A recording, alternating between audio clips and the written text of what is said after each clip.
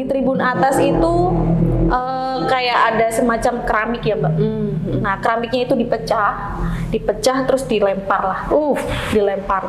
Tapi ya di situ ngelihat para penonton, para supporter tuh yang bertumbangan jatuh, terus ada yang kelempar, yang belingnya itu kena di mata lah, kena di dahi, kena di kepala segala macam, itu kelihatan banget ada berlumuran darah tuh. Ya gemeter juga kan, aduh gimana ini gitu. Ini saya gimana ini kalau misalnya nggak selamat juga kan kayak gitu. Oke, assalamualaikum warahmatullahi wabarakatuh. Senang sekali jumpa di podcastnya Unek-Unek.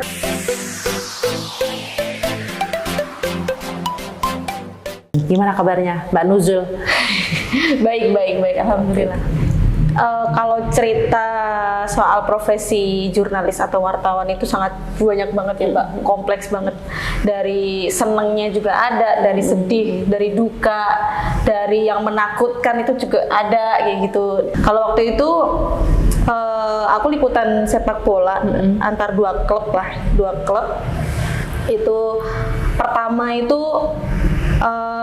baik-baik aja ya, maksudnya awalnya masih oke lah, masih santai kayak gitu. Itu waktu kejadiannya itu waktu bulan puasa. Nah, waktu bulan puasa itu pertama mereka dua klub ini tuh pernah udah menjalin gladi bersih lah, istilahnya kayak gladi bersih untuk pembukaan lah. Untuk pembukaannya itu udah gladi bersih, mereka udah saling perjanjian persahabatan lah, pertandingan persahabatan seperti itu. Terus mereka juga buka puasa bersama kayak gitu loh. Buka puasa bersama di stadion itu ramai-ramai, terus berdoa bareng segala macam kayak gitu. Terus sekitar pukul 7 malam itu mereka mulai pertandingan. Itu pertama itu antar supporter itu masih kondusif ya, maksudnya supporter ini meneriakan klubnya sendiri, supporter ini meneriakan klubnya sendiri, seperti itu masih oke lah, masih enak lah kayak gitu. Nah waktu di pertandingan pertandingan kedua itu, nah itu udah mulai kelihatan ada pemicu segala macam, kayak ada oknum lah, istilahnya ada oknum yang provokator seperti itu. Itu diawali di baris di tempat duduk yang paling atas lah, di supporter itu tribun paling atas itu diawali dengan melempar botol minuman. Dengan melempar botol minuman ke itu karena apa? Sudah terjadi kekalahan antar dua klub itu atau antar kekalahan? Sudah ada melihat kekalahan yang dia support terus dia melempar. Betul. Jadi yang melempar ini itu dari klub yang menang. Yang klub menang, terus dia melempar ke klub yang kalah. Kayak gitu. Nah, terus yang klub yang kalah ini kan nggak terima karena dilempar botol kayak gitu, botol mineral lah kayak gitu. Terus di situ terjadilah keributan antar dua supporter itu, intinya saling gesek, saling cekcok segala macem. Terus habis itu di tribun atas itu makinlah ngelempar lagi ya gitu, saling lempar. Terus sampai ke tengah lapangan kayak gitu. Itu terus langsung dipicu sama supporter yang kalah yang lainnya, mungkin karena sudah termakan emosi kali ya, sudah saking yang satu kalah yang satu menang, kayak sorak-sorakan kayak gitu kan, saling ejek segala macam kayak gitu. Ya udah akhirnya entah bagaimana waktu itu ya, terus tiba-tiba lempar beling. Jadi di tribun atas itu kan ada yang bawa beling. Iya, bukan. Di tribun atas itu kayak ada semacam keramik ya Mbak. Nah keramiknya itu dipecah terus dilempar lah. Dilempar. Terus habis itu ada yang salah satu supporter yang berlari ke tengah stadion gitulah. Intinya kayak bikin keributan lah segala macam. Itu pertandingan masih berlangsung atau sudah selesai? Waktu itu masih. Jadi belum selesai kan? Belum selesai. Tapi dia sudah nggak terima dengan kekalahan itu. Iya, belum selesai. Aduh. Itu dua kali. Yang keduanya itu yang semacam semakin pecah itu, yang semakin nggak kondusif. Supporternya itu langsung gimana ya, bikin kerusuhan lagi lah Mbak, isinya kayak bikin kerusuhan lagi kayak gitu. Ya udah, terus yang kedua ini semakin nggak kondusif lah, pokoknya udah ricuh banget lah, rusuh banget kayak gitu. Sampai belingnya itu dilempar lah segala macam itu. Otomatis ada yang luka dong itu ya? Banyak. Luka berat itu banyak banget, tapi alhamdulillahnya waktu itu nggak sampai ada yang meninggal ya. Maksudnya nggak sampai yang kayak di Stadion Kanjuruhan yang makan korban banyak. Nah, terus tiba-tiba dihadapkan dengan situasi yang liputan sepak bola, ternyata rusuhnya yang Masya Allah gitu loh, kayak wow gitu loh, kayak antara shock dan pengen ngambil gambar sama pengen menyelamatkan diri gitu. Iya benar. Ini iya harus diambil, tapi ya keselamatan diri. Iya betul. Terus habis itu gimana akhirnya? Ya akhirnya ya lari tetap. Ya tetap lari sih, tetap lari sambil ngambil gambar. Terus ada wartawan senior yang narik saya dari belakang gitu. Intinya bilang gini, kamu kalau liputan seperti ini jangan terlalu dekat dengan para perusuh kayak gitu. Kamu harus menyelamatkan diri dulu, atau enggak kamu ngambil gambar dengan posisi aman kayak gitu. Ditarik seperti itu. Karena liputan seperti ini tuh nggak ada harganya apa-apa ketimbang keselamatan kamu, nyawa kamu kayak gitu kan. Ya sama aja kan.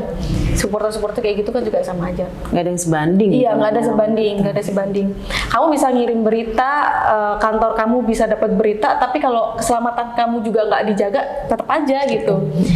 Terus habis itu saya ngikutin senior saya itu untuk ngambil gambar. Udah, kamu ngambil gambar sama saya di sini. Akhirnya ngikut ya? Iya, akhirnya ngikut di situ. Angle-nya seperti ini aja kayak gitu. Tapi ya di situ ngelihat para penonton, para supporter tuh yang bertumbangan jatuh, terus ada yang kelempar, yang belingnya itu kena di mata lah, kena di dahi, kena di kepala segala macam, itu kelihatan banget ada berlumuran darah tuh. Ya gemeter juga kan, aduh gimana ini gitu. Ini saya gimana ini kalau misalnya nggak selamat juga kan kayak gitu kan. Tapi untungnya waktu itu polisi yang mengamankan nggak nyampe nembak gas air mata ya. Jadi terus setelah itu dari panitia ada semacam konpres kayak gitu antar malam itu juga. Okay. Maksudnya konpresnya itu lebih ke pertandingan sama menyayangkan kalau ada supporter yang bikin keributan seperti itu kayak gitu. Terus habis itu ya udahlah, akhirnya teman-teman media diarahin ke ruang konpres kayak gitu. Ruang konpres itu sampai malam ya Mbak, sampai jam 12, jam 1 kayaknya itu baru selesai. Terus teman-teman media ngikut konpresnya segala macem kayak gitu. Nah setelah itu saya tuh nggak ada pikiran yang kayak gimana ya. Maksudnya oke lah, ini kayaknya udah aman segala macem kayak gitu. Terus ini yang bagian paling lucu nih Mbak, pengalaman yang paling lucu, yang paling berkesan gitu loh. Motor saya jadi korban salah satu kerusuhan supporter bola itu kan. Jadi di parkiran ngelihat motor itu dengan kondisi yang aduh pengen nangis tapi nggak bisa, pengen ketawa karena lucu juga, bingung juga gitu kan. Kenapa motornya itu joknya hilang. Jadi ngelihat motor di parkiran jalan, terus habis itu kok motor kayaknya joknya kebuka gitu kan. Dalam hati nih, bukan kebuka lagi, udah hilang gitu. Kok kayaknya joknya kebuka nih kayak gitu.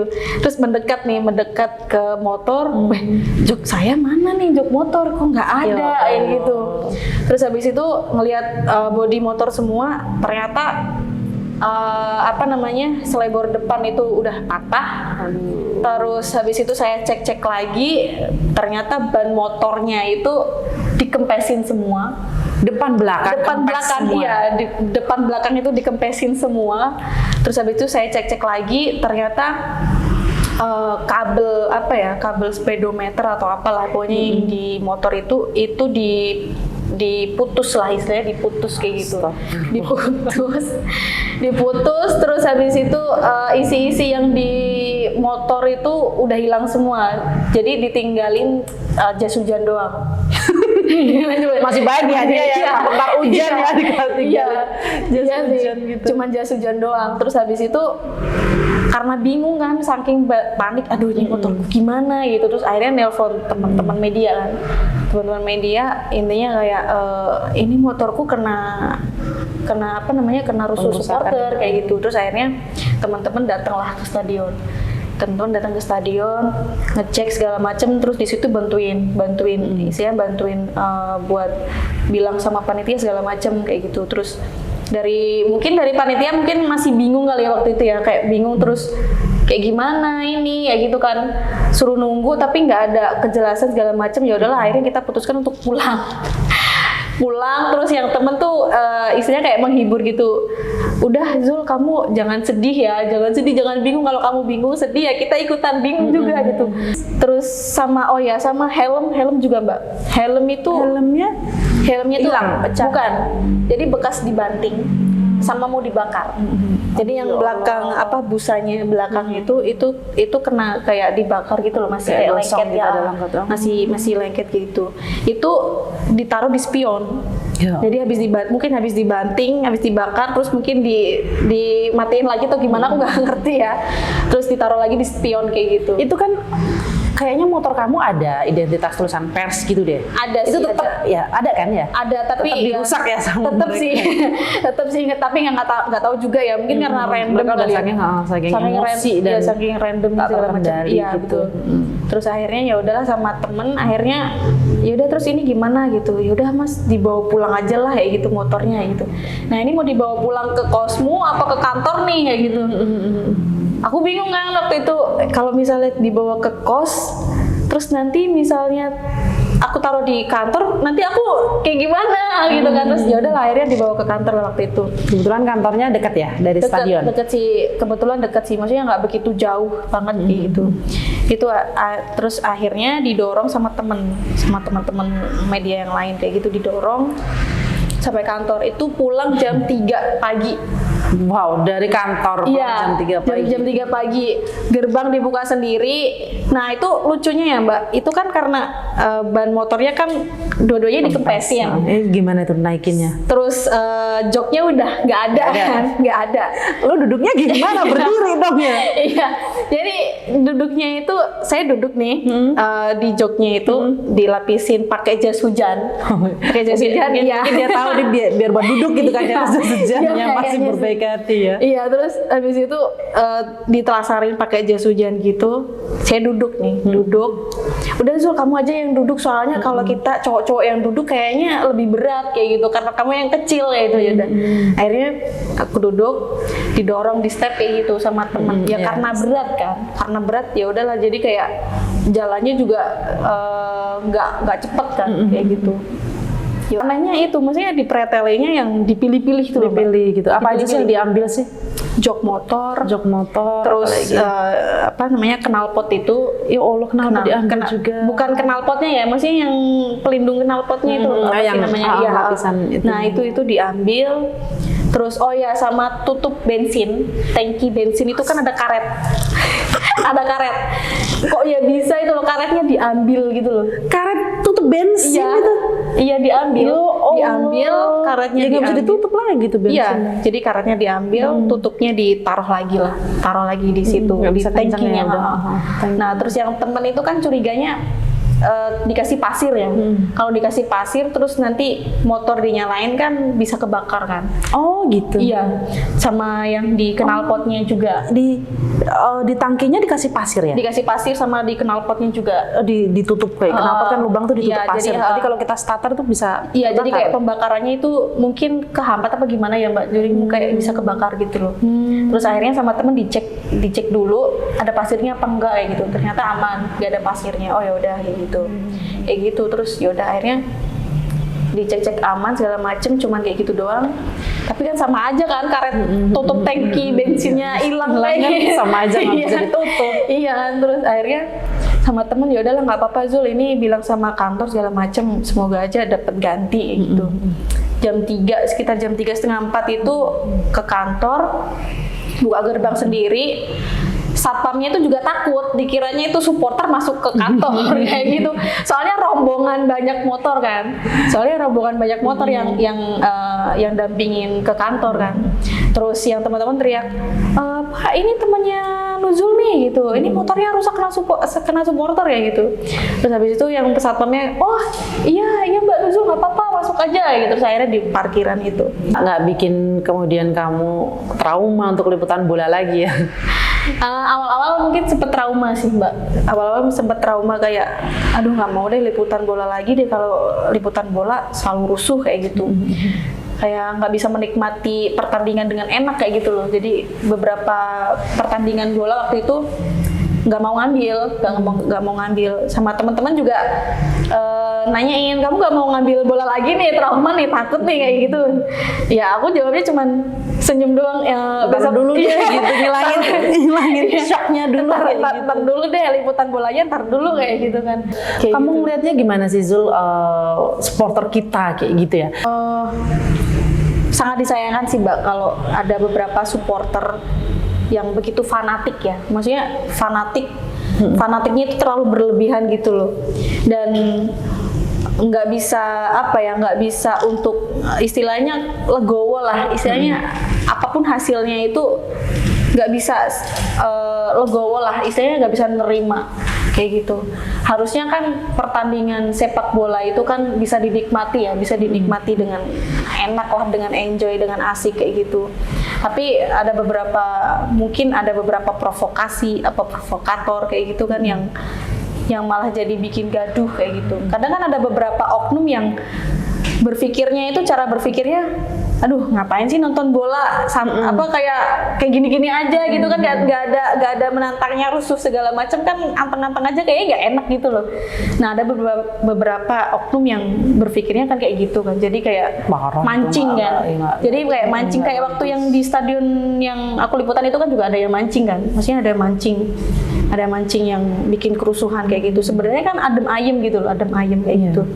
Harusnya kan sepak bola itu sebuah pertandingan yang bisa dinikmati dengan enak kan, betul. Bukan menyakitkan. Ya, mereka harus suportif kayak gitu. Itu juga nggak bagus. Iya, jadi menurutku sendiri sih harus ada pembenahan supporter lah. Pesan buat supporter lebih lebih dijaga lagi, jangan terlalu fanatik yang terlalu berlebihan kayak gitu. Mungkin cinta boleh kayak gitu, tapi kalau terlalu mencintai yang berlebihan itu kan juga nggak enak ya Mbak. Maksudnya terlalu terlalu menggebu-gebu kan juga nggak bagus kayak gitu kan. Jadi nikmati pertandingan itu dengan asik kayak gitu, terus